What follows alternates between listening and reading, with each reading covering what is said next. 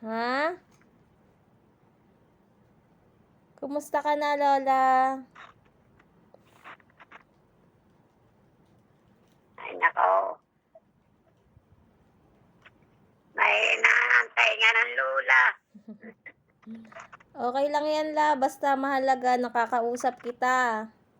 Kailan ka uwi? Next year pala. Baka January po o December.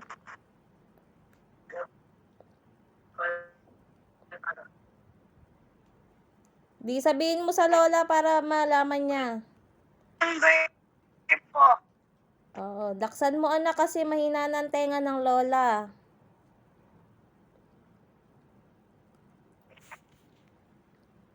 Baka January daw po o December. January? O December? Yan, translate mo kay Lola. Siyempre, January, uwi. January, o December, uwi. Dahil siya sa isang taon. Ano?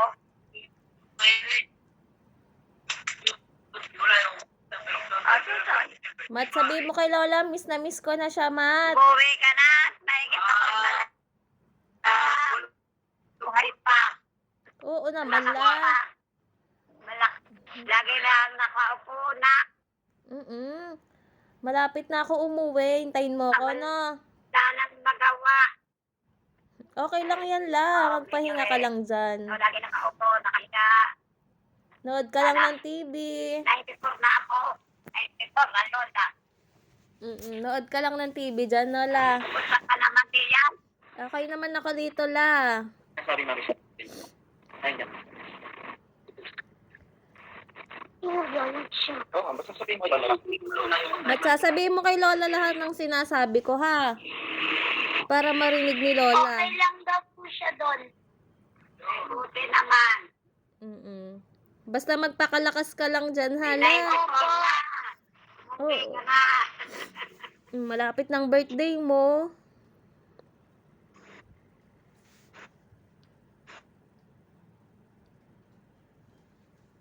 Sabi mo, malapit ng birthday niya, anak. Anong gustong regalo? Mami, ang daming yawat naman. Mo daw tagihawat. Ang dami mo daw tagihawat, sabi ni Lola. Oo, eh. Stress si mami, Sabi anak. lang yung mag-ama. La, pinadalo ko talaga sa iyo. Buti naman sa kayo napuntahan.